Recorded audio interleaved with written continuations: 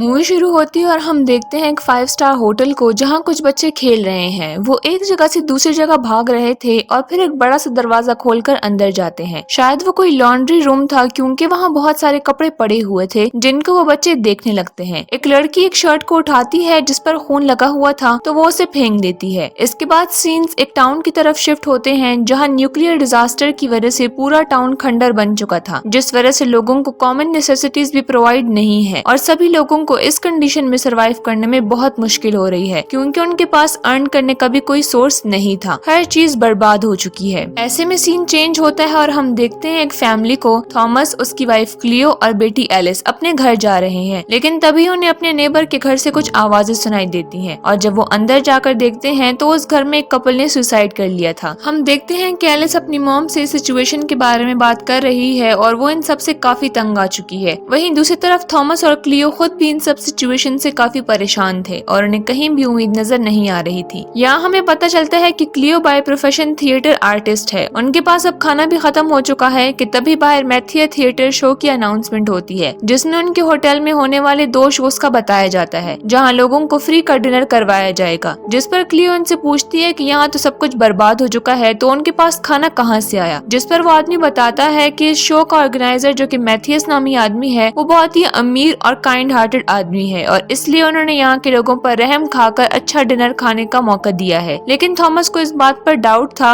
मगर क्लियो कहती है कि हमें जाना चाहिए और वो थॉमस को भी जाने के लिए मना लेती है। लेकिन जब वो रात को वहाँ पर पहुँचते हैं तो गार्ड उन्हें गेट पर रोककर बताता है कि अंदर बच्चे अलाउड नहीं है। लेकिन तभी मैथियस वहाँ आता है जो कि एलिस को अजीब तरीके से देख रहा था और वो उसे अंदर आने की परमिशन दे देता है। होटल को देखकर वो लोग काफी इम्प्रेस होते हैं और मैं आपको बता दूं कि ये वही होटल है जिसको हमने मूवी के स्टार्ट में देखा था। थॉमस और क्लियो एक फैमिली के साथ टेबल शेयर करते हैं जिसमें हस्बैंड लार्स, वाइफ कैथरीन और छोटी बेटी सुजैन थे। थोड़ी ही देर में उन्हें मीट सर्व किया जाता है जिसको वो लोग बड़े मजे से खा जाते हैं क्योंकि इतने दिनों के बाद उन्होंने इतना अच्छा खाना खाया था। तभी लार्स उनसे पूछता है कि क्या वो लोग पहले कभी यहाँ आए हैं तो वो कहते हैं कि नहीं और क्लियो पूछती है कि क्या आपकी बच्ची के यहाँ आने पर भी किसी ने ऑब्जेक्शन किया था। जिस पर वो दोनों एक दूसरे को देखने लगते हैं। लेकिन इससे पहले कि वो कुछ बताए मैथियस वहाँ पर आ जाता है जिसमें वो सबको एक्ट के रूल्स बताता है। वो कहता है कि ये एक रियल एक्ट होगा जिसमें किसी स्टेज का यूज नहीं है और ना ही किसी स्पॉटलाइट का। यहाँ पर ऑडियंस और एक्टर्स एक ही प्लेटफॉर्म शेयर करेंगे। जिनके फेस पर मास्क होगा वो ऑडियंस होंगे और जिनके फेस पर नहीं वो एक्टर्स होंगे। और वो कहता है कि ये ट्रेडिशनल स्टेज ड्रामा की तरह नहीं है जिस वजह से आप इसको बहुत इंजॉय करेंगे। इसके बाद रेचल नाम की औरत वहाँ पर आती है और वो वहाँ अपने हस्बैंड से लड़ती है और एक्ट खत्म करने के बाद वो वहाँ से चले जाते हैं। जिसके बाद ऑडियंस भी रेचल के पीछे जाती है जिसमें थॉमस की फैमिली भी थी। हम देखते हैं कि यहाँ काफी सारे रूम्स में एक्ट चल रहा था लेकिन तभी थॉमस नोटिस करता है कि उनके साथ जो बाकी ऑडियंस आई थी वो गायब हो चुकी है और एलिस भी वहाँ पर नहीं थी। थॉमस क्लियो को कहता है कि ज्यादा दूर मत जाओ, साथ रहो। जिस पर क्लियो कहती है कि आज तो मुझे एंजॉय करने दो। अब वो लोग यही बात कर रहे थे कि तभी वो नोटिस करते हैं कि एलिस वहाँ पर नहीं है। जिसके बाद वो उसे ढूंढने लगते हैं और फिर एक रूम से उन्हें एलिस के चीखने की आवाज आती है। लेकिन जब वो रूम के अंदर जाते हैं तो वहाँ कोई भी नहीं था। इतने में कैथरीन अपने हस्बैंड और बेटी को ढूंढते हुए वहाँ आती है क्योंकि उसकी बेटी भी ऐसी अचानक से गायब हो गई थी। जिसके बाद ढूंढते ढूंढते वो लोग रेचल के रूम में आ जाते हैं और सब अलग अलग होकर उसे ढूंढने लगते हैं। इस दौरान उन्हें कैथरीन के चिल्लाने की भी आवाज आती है। वो दोनों उसके पीछे जाते हैं मगर कैथरीन वहाँ से गायब थी। सामने दीवार पर उन्हें एक अजीब सी पेंटिंग दिखती है जिसमें एक भेड़ का सर प्लेट पर पड़ा हुआ था। जब क्लियो उस पेंटिंग को करीब से देखती है तो पेंटिंग में बनी आंख ब्लिंक करती है जिससे वो डर कर गिर जाती है और उसे वहाँ कैथरीन की इयररिंग मिलती है। जिसके बाद वो दोनों एक दूसरे रूम में अपनी बेटी को ढूंढने जाते हैं जहाँ उन्हें एक आदमी दिखता है जो किसी बात पर बहुत गुस्सा है और फिर वो एक चाकू से अपना गला काट लेता है और सुसाइड कर लेता है जिससे तो उन दोनों के होश ही उड़ जाते हैं। तभी वहाँ रेचल आती है और कहती है कि अच्छी एक्टिंग थी, अब उठ जाओ। अब थॉमस और क्लियो को कुछ भी समझ में नहीं आ रहा था कि आखिर ये सब क्या हो रहा है। फिर वो एक रूम में जाते हैं जहाँ उन्हें एलिस की डॉल मिलती है जिस पर खून लगा हुआ था। उस रूम के अंदर एक और रूम था जहाँ पर कपड़ों का ढेर लगा हुआ था। तभी वहाँ लार्स आता है जो अपनी वाइफ और बेटी को ढूंढ रहा था। तभी उसकी नजर एक रेड बैग पर पड़ती है जो अपेरेंटली खून का बैग था मगर उसका टेस्ट मीठा था। जिसके बाद वो चेक करते हैं कि एलिस की डॉल पर भी वही फेक ब्लड लगा हुआ है जिससे वो समझ जाते हैं कि ये सब रियल नहीं है। फिर वो बाहर की तरफ जाते हैं जहाँ डिनर हॉल में कुछ काले कपड़ों में लोग बैठे हुए थे जिनको मैथियस समझा रहा था कि चाहे जो भी हो जाए हमें साथ में रहना है, हम एक फैमिली की तरह मिलकर रहेंगे। वहाँ उन्हें कुछ लोग ट्रॉली में कपड़ों को ले जाते हुए दिखाई देते हैं। जब वो उनका पीछा करते हैं तो वो देखते हैं कि एक वर्कर पेंटिंग हटाकर अंदर चला गया है, लेकिन जब वो पेंटिंग को हटाकर देखते हैं तो वहाँ कोई डोर ही नहीं था। खैर इसके बाद वो एक रूम में झांकते हैं जहाँ कपड़ों को जलाया जा रहा था कि तभी वहाँ वो आदमी थॉमस की गर्दन पर चाकू रख देता है जिसने थोड़ी देर पहले सुसाइड का एक्ट किया था। ये सब देखकर लार्स वहाँ से भाग जाता है और वो आदमी थॉमस को अपने साथ चलने को कहता है, लेकिन थॉमस उसी पर हमला कर देता है और क्लियो एलिस को ढूंढने के लिए वहाँ से भागती है और सीधा किचन में पहुंच जाती है जहाँ दीवार में टंगा मीट उसके हाथ से गिर जाता है, लेकिन वो मीट नकली था। साथ ही वो देखती है कि किचन में पड़ी सब्जी और फल भी नकली है। वो आदमी क्लियो का पीछा करते हुए उस जगह आ जाता है जहाँ क्लियो एक कबर्ड में छुप जाती है, जहाँ उसे एक न्यूज़पेपर कटिंग मिलती है जिसमें लिखा था कि डायरेक्टर की बेटी की मौत के बाद उसने होटल खरीद लिया था। अब इसका मतलब क्या है ये हम आगे जानेंगे। वो आदमी कबर्ड को खोलने ही वाला था, लेकिन तभी वहाँ रेचल आ जाती है। वो उस आदमी को नेक्स्ट शो के लिए बुलाती है जो कुछ ही वक्त में स्टार्ट होने वाला था, जहाँ क्लियो हॉल में मैथियस को देखती है जो कि हॉल में आए नए लोगों को बताता है कि इस बार एक्टिंग और भी ज्यादा अच्छी होनी चाहिए जिसको हम परफेक्ट एक्ट कह सकें, और यहाँ पर जो भी हो रहा है वो उन्हें बिल्कुल पता नहीं चलना चाहिए। अब इन न्यू कमर्स का मतलब है कि पहले इस शो में जो ऑडियंस आई थी वो अब एक्टर बनेंगे और अब उन्हें लोगों को एंटरटेन करना है। तभी वहाँ कैथरीन आती है और वो शोर मचाती है कि उसकी बहुत ही महंगी इयररिंग गुम गई है, जिसके बाद वो कहीं जाने लगती है और क्लियो उसका पीछा करती है, जहाँ पर कैथरीन एक वर्कर से टनल में जाने की बात करती है, लेकिन वर्कर कहता है कि मैथियस के रूल के मुताबिक किसी को भी टनल में जाने की इजाजत नहीं है। उधर हॉल में दूसरा शो शुरू हो जाता है और अब वहाँ नए लोग डिनर के लिए आ जाते हैं। अब क्लियो दोबारा से उस पेंटिंग के पास जाती है जिससे वो डर गई थी। उस पेंटिंग में उसे एक बटन दिखता है और जैसे ही वो उसे प्रेस करती है वो एक टनल में गिर जाती है, जहाँ उसे हर एक पेंटिंग में एक आई होल दिखता है, यानी कि उस वक्त सच में कोई उसे देख रहा था। तब क्लियो को किसी के चीखने की आवाज आती है और जब वो वहाँ पर जाकर देखती है तो उसका दिल मुंह में आ जाता है, क्योंकि वहाँ पर लोगों को मारकर उनका मीट बनाया जा रहा था। मतलब कि उन्हें जो मीट खिलाया जा रहा था वो किसी जानवर का नहीं बल्कि इंसान का गोश्त था। और हैरानी की बात ये थी कि यहाँ के एक्टर्स को भी ये बात नहीं पता थी कि उनके गेस्ट्स को ही डिनर में सर्व किया जा रहा है और उनके गोश्त को पकाकर ये लोग खा रहे हैं। खैर क्लियो वहाँ से भागने लगती है कि तभी लार्स वहाँ पर आकर उसे बेहोश कर देता है और जब वो होश में आती है तो वो देखती है कि वो बाकियों की तरह वहीं पर टंगी हुई है, जहाँ मैथियस उसे अपनी टीम में शामिल होने की ऑफर करता है, मगर क्लियो कहती है कि तुम एक दरिंदे हो, तुम ऐसा सोच भी कैसे सकते हो कि मैं तुम्हारे इस काम में तुम्हारा साथ दूंगी। अब क्योंकि लार्स भी मैथियस की टीम में शामिल था तो मैथियस लार्स को क्लियो को मारने का कहता है और खुद वहाँ से चला जाता है, लेकिन इससे पहले कि लार्स कुछ कर पाता थॉमस वहाँ आ जाता है और उसे मारता है। लेकिन इस फाइट में लार्स थॉमस को मार देता है और फिर क्लियो पर हमला करता है, लेकिन इस हाथापाई में वो मर जाता है। जिसके बाद क्लियो हॉल में जाती है जहाँ सेकंड शो स्टार्ट होता है और वो हॉल में आकर सभी को बताती है कि मैथियस एक कातिल है, मगर कोई भी उस पर बिलीव नहीं करता क्योंकि सबको लग रहा था कि यहाँ पर थिएटर चल रहा है, जिससे मैथियस क्लियो पर जोर जोर से हंसने लगता है और कहता है कि कोई फायदा नहीं। जिसके बाद क्लियो अपना दिमाग लगाती है और फिर वो भी एक्ट करने लगती है, जिसमें वो कहती है कि मेरी बेटी को ढूंढो, वो कहीं गुम गई है। जिसके बाद सभी लोगों को ये लगता है कि ये एक एक्ट है और वो उसे फॉलो करने लगते हैं। फिर वो उन सभी लोगों को पेंटिंग के दरवाजे से उस किचन में ले जाती है जहाँ ये घिनौना काम हो रहा है और ये सब देखकर लोग वहाँ से भागने लगते हैं और वहाँ के वर्कर्स को मारने लगते हैं। सच जानने के बाद रेचल को बहुत गुस्सा आता है और वो एक चाकू मैथियस के पेट में घुसा देती है और फिर उसकी बॉडी को भी जानवरों की तरह टांग दिया जाता है। जिसके बाद एलिस वहाँ आती है और यहाँ हमें पता चलता है कि मैथियस ही वही डायरेक्टर है जिसकी बेटी मर गई है और एलिस को उसने इसलिए नहीं मारा क्योंकि वो उसे अपनी बेटी की तरह लगती थी। जिसके बाद क्लियो एलिस को लेकर वहाँ से बाहर आती है, लेकिन वहाँ तो सब कुछ वैसे ही बर्बाद था और इसी के साथ ये मूवी यहीं पर एंड हो जाती है।